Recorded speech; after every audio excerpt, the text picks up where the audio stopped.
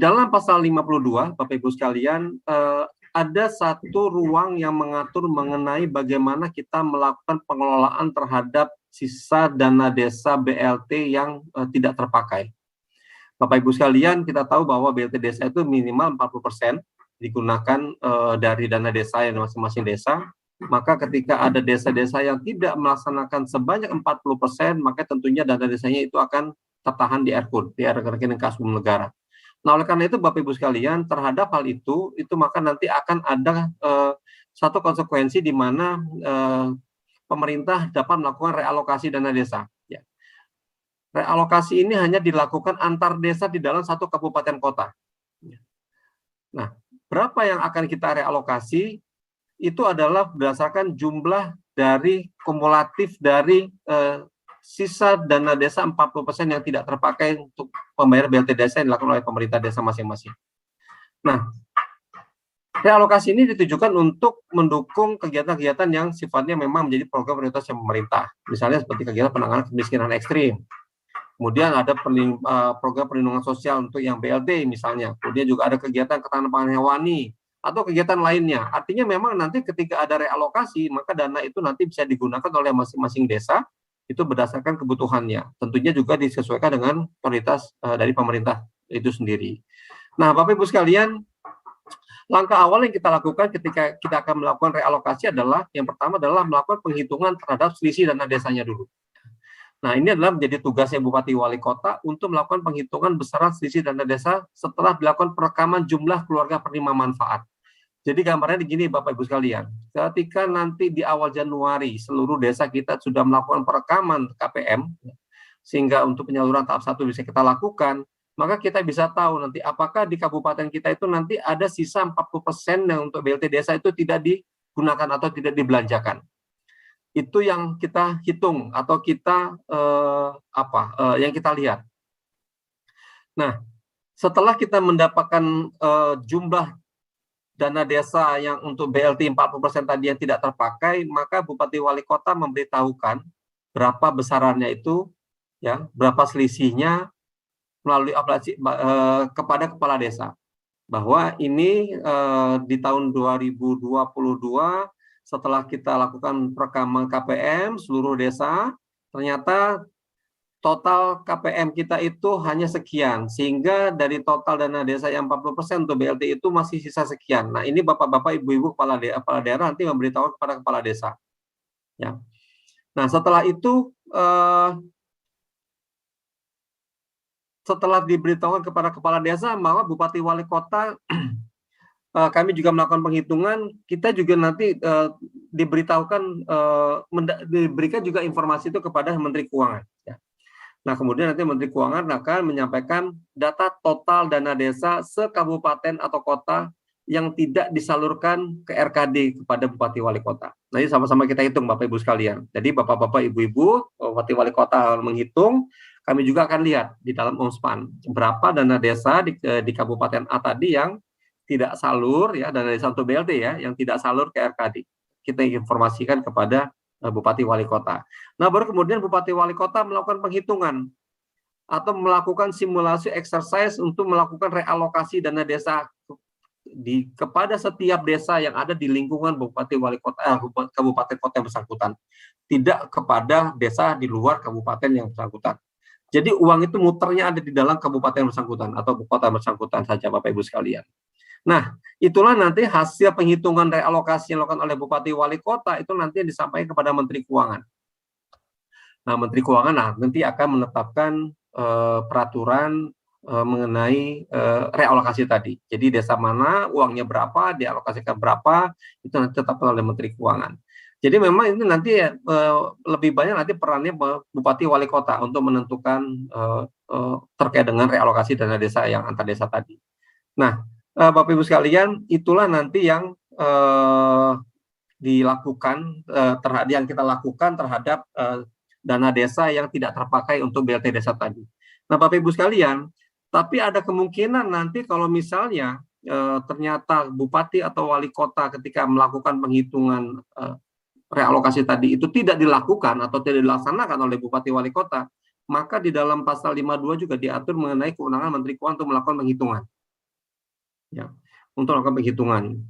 Jadi dasar realokasi itu nanti adalah yang pertama adalah hasil penghitungan dari Bupati Wali Kota yang disampaikan kepada Menteri Keuangan. Kalau ternyata Bupati atau Wali Kota tidak melakukan penghitungan, maka pengalokasian atau realokasi itu nanti menggunakan dasar hitungan yang dilakukan oleh Menteri Keuangan.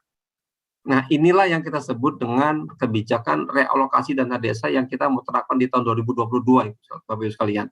Jadi kalau Bapak Ibu sekalian, terutama yang di 35 kabupaten kota prioritas di tahun 2021 kemarin, ini tentu mengalami nih ya, memahami nuansanya seperti apa gitu ya. Karena ketika kita melakukan program top up BLT desa 3 bulan di akhir 2021 kemarin, sebagian Pemda itu karena dana desanya tahap 3 nggak cukup untuk top up 3 bulan, maka beban itu dipindah menjadi bebannya APBD. Sementara di beberapa kabupaten juga ternyata APBD-nya juga sudah sangat sempit ruang fiskalnya. Sehingga ada beberapa desa yang sebenarnya itu masuk dalam kategori kemiskinan ekstrim, warganya itu tidak mendapatkan bantuan top up BLT desa karena memang dananya tidak tersedia. Nah, realokasi ini sebenarnya ditujukannya ke sana, Bapak Ibu sekalian. Jadi nanti kita memiliki ruang ya, pemerintah pusat dan pemerintah daerah ini memiliki ruang untuk mengatur bagaimana supaya ada integrasi dan sinkronisasi antara program di dalam program pemerintah dan juga program pemerintah daerah, termasuk di programnya pemerintah desa. Terkait dengan beberapa hal yang prioritas tadi, misalnya kemiskinan ekstrim, atau untuk hal-hal yang lain yang memang dipandang sangat prioritas dan urgent oleh pemerintah pusat.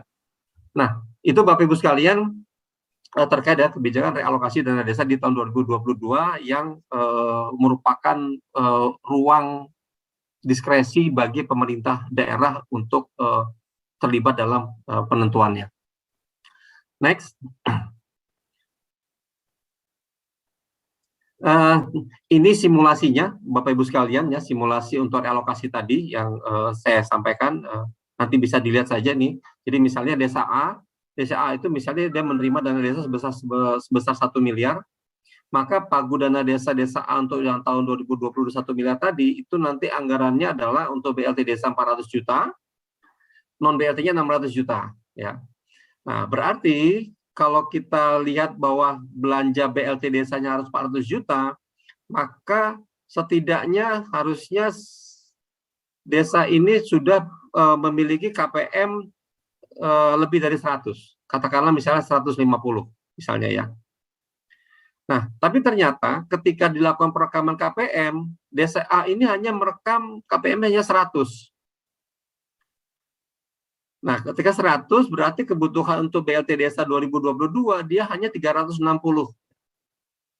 Maka ada sisa dari 400 juta tadi sebesar 40 juta yang tidak terpakai untuk BLT desa, ya, di desa A tadi itu. Nah, ini akan terjadi juga di beberapa desa yang lainnya. Nah, sisa-sisa yang seperti inilah Bapak Ibu sekalian yang 40 juta tadi, itulah nanti akan kita gabungkan di dalam satu kabupaten kota, kita jadi sebutnya nanti itu kantong semarnya ada di pemerintah kabupaten atau pemerintah kota. Nah, uangnya akumulasi dari yang 40 juta, mungkin nanti ada yang 10 juta, ada yang 100 juta, ada yang berapa, misalnya 70 juta, nanti misalnya terkumpulan ya, misalnya di sini terkumpul 430 juta. Ya. Nah, misalnya ini ya, desa A 40 juta, desa B sekian, desa C sekian, nah, dan seterusnya terkumpullah duit 430 juta. Nah, inilah nanti Bapak Ibu sekalian yang menjadi diskresi atau kewenangannya pemerintah kabupaten, kota, atau bupati wali kota untuk menghitung atau membaginya atau merealokasinya. Nah, nanti kriterianya, indikatornya itu kita bisa kita bicarakan. Ini kita lakukan nanti setelah kita tahu bahwa memang masih ada sisa 40% itu yang belum terpakai untuk BLT desa, Bapak Ibu sekalian. Makanya di dalam proses penyalurannya, perekaman BLT desa itu nanti harus dilakukan paling lambat tanggal 13 Mei. Nanti setelah 13 Mei berarti memang tidak ada lagi perekaman KPM. Kita anggap 40% itu tidak terpakai. Itu masuk ke dalam pos yang tadi saya bilang kantong semar tadi. Itu nanti kita realokasi.